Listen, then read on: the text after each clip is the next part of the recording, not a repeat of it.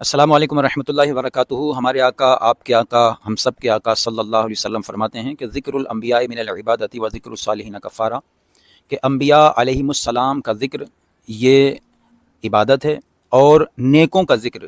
یہ گناہوں کا کفارہ ہے۔ تو آئیے انبیاء علیہم السلام میں خصوصیت کے ساتھ 4 نبیوں کا ذکر خیر کر کے ثواب بھی کماتے ہیں، آپ سن کے ثواب کمائیں گے اور علم میں اضافہ بھی انشاءاللہ ضرور ہوگا۔ تو وہ 4 انبیاء علیہ السلام کہ جنہیں آج تک وعدہ اجلی پورا ہونے کے لیے، موت کا وعدہ پورا ہونے کے لیے بھی موت نہیں آئی، یعنی ان پر موت طاری نہیں ہوئی، موت پیش نہیں کی گئی۔ ان مبارک ہستیوں کے نام: نمبر 1 حضرت عیسیٰ،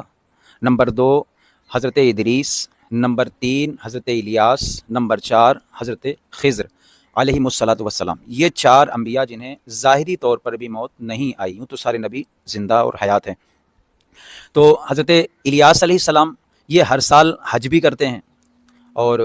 اللہ تعالیٰ جنہیں نصیب فرمائے خضر علیہ السلام کی ملاقات بھی کرتے ہیں۔ تو خضر علیہ السلام یہ بھٹکے ہوئوں کی رہنمائی بھی کرتے ہیں۔ تو یہ 2 انبیاء زمین پر ہیں، اور 2 ان میں سے عیسیٰ علیہ السلام اور حضرت سیدنا ادریس علیہ السلام، ان کو اللہ پاک نے آسمانوں پر اٹھایا، جن کا ذکر قرآن پاک میں یوں کیا گیا: وَاذْكُرْ فِي الْكِتَابِ إِدْرِيسَ إِنَّهُ كَانَ صِدِّيقًا نَبِيًّا۔ فرمایا کہ یاد کرو کتاب میں ادریس کو، جو بے شک صدیق تھا، یعنی سچا تھا، اور غیب کی خبریں دینے والا تھا۔ اور ارشاد فرمایا کہ وَرَفَعْنَاهُ مَكَانًا عَلِيًّا، کہ بے شک ہم نے اسے بلند مکان کی طرف اٹھا لیا۔ تو ادریس علیہ السلام کو یوں بلند مکان کی طرف اٹھایا۔ اور عیسیٰ علیہ السلام کے متعلق بھی اللہ پاک نے اسی طرح کا کلام فرماتے ہوئے ارشاد فرمایا: وَمَا قَتَلُوهُ وَمَا صَلَبُوهُ، یعنی عیسیٰ علیہ السلام کو نہ یہودیوں نے قتل کیا، نہ انہیں صلیب دیا۔ اور یہ ایک طویل واقعہ ہے، لیکن مختصراً یہ کہ حضرت عیسیٰ علیہ السلام کو جس منافق نے پہچان کرانے کے لیے کہ قتل کے ارادے سے جو داخل ہوا تھا، تو اللہ پاک نے اسے عیسیٰ علیہ السلام کی شکل و شباہت پر متشکل کیا، اور یہودیوں نے اسے ہی سولی پہ چڑھا دیا۔ تو یہودی حالانکہ خود بھی کنفیوز ہیں کہ یہ مطلب عیسیٰ علیہ السلام کو اگر ہم نے معاذ اللہ سولی چڑھایا ہے، تو پھر یہ میرا بندہ کہاں گیا ہے جو پہچان کرانے والا تھا، اور اگر یہ پہچان کرانے والا ہے تو پھر عیسیٰ علیہ السلام کہاں گئے؟ تو یہ شک و شبہ میں پڑے ہیں۔ اسی طرح عیسائی جو تھے تو یہ مانتے ہیں کہ عیسیٰ علیہ السلام کو آسمانوں پر اٹھایا گیا، لیکن یہ کہتے ہیں کہ پہلے سولی چڑھا دیا گیا اور پھر بعد میں ان کو زندہ کر کے اللہ پاک نے آسمانوں پر اٹھایا۔ یہ دونوں کے دونوں گمراہ ہیں، جبکہ ہمارا مسلمانوں کا عقیدہ یہ ہے کہ اللہ پاک نے حضرت عیسیٰ علیہ السلام کی شکل و شباہت کا وہ بندہ جو خود منافق حضرت عیسیٰ علیہ السلام کی پہچان کرانے کے لیے داخل ہوا تھا، تو اس کو ہی یہ یہودیوں نے سولی پہ چڑھایا، اور عیسیٰ علیہ السلام کو باقاعدہ اللہ پاک نے آسمان کی طرف اٹھا لیا۔ بلکہ قرآن پاک کے اندر باقاعدہ اس کے ذکر موجود ہے کہ اللہ پاک ارشاد فرماتا ہے کہ یا عیسیٰ انی متوفیک ورافعک الیہ، کہ عیسیٰ میں تجھے آخر عمر تک پہنچاؤں گا اور تجھے میں اپنی طرف اٹھا لوں گا۔ تو یہاں سے بھی پتہ چلا کہ اللہ پاک نے عیسیٰ علیہ السلام کو بغیر موت طاری کیے ان کو یوں ہی آسمانوں پر اٹھا لیا، اور یہ دونوں قومیں یعنی یہود و نصارہ گمراہ ہوئیں۔ حضرت سیدنا خضر علیہ السلام جو کہ زمین پر ہیں، ان کی بھی کیا شان ہے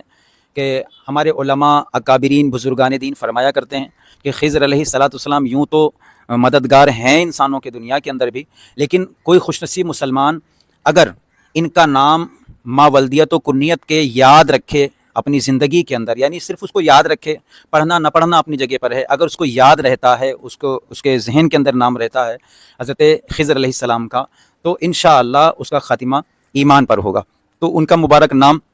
کیا ہے کہ بلیہ بن ملکان، ان کا نام بلیہ ہے، تو بلیہ بن ملکان ابو العباس یہ کنیت ہے، بلیہ بن ملکان، تو اتنا یاد رکھنا ہے، ابو العباس بلیہ بن ملکان، ابو العباس بلیہ بن ملکان، ابو العباس بلیہ بن ملکان۔ تو جو کنیت کے ساتھ آپ کی ماولدیت کے یہ نام یاد رکھے گا، انشاءاللہ اس کا خاتمہ ایمان پر ہوگا، اور آپ کا لقب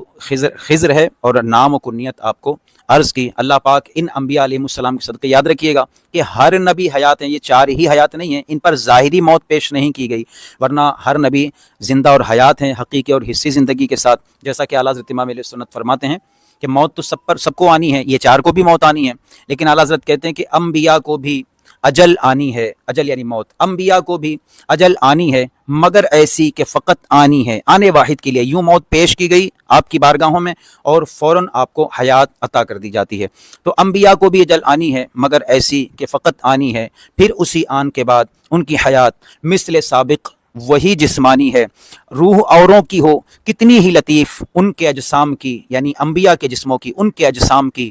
کب ثانی ہے۔ اور فرماتے ہیں اعلیٰ حضرت اپنے کلام ہی کے اندر کہ ان کی ازواج کو جائز ہے نکاح، ان کا ترکہ بٹے جو فانی ہے، یعنی انبیاء علیہ السلام کے علاوہ جو لوگ ہیں تو جب وہ انتقال کر جاتے ہیں تو ان کا ترکہ بھی ان کے وارثین میں تقسیم کر دیا جاتا ہے، ان کی بیویاں بھی عدت گزارنے کے بعد وہ دوسروں سے نکاح کر سکتی ہیں، کر لیا کرتی ہیں، لیکن انبیاء علیہ السلام کا نہ ترکہ یہ تقسیم ہوگا اور نہ ہی ان کی ازواج کو نکاح جائز ہوتا ہے۔ تو ایک دلیل کے طور پر اعلیٰ حضرت نے یہ کلام فرمایا۔ اللہ پاک ہمیں بھی اپنے جو بڑوں کے عقائد کے مطابق جو قرآن و حدیث کے مطابق ہمیں پیش کیے، یعنی بالخصوص اعلیٰ حضرت نے جو ہمیں سمجھانے کی کوشش کی قرآن و حدیث کی روشنی میں، تو ہمیں ان عقائد کو اپنے نظریات و عقائد بنانے کی توفیق بخشے اور اہل سنت و جماعت پر ہمیں قائم و دائم رکھے۔ آمین بجاہ النبی الامین صلی اللہ علیہ وسلم۔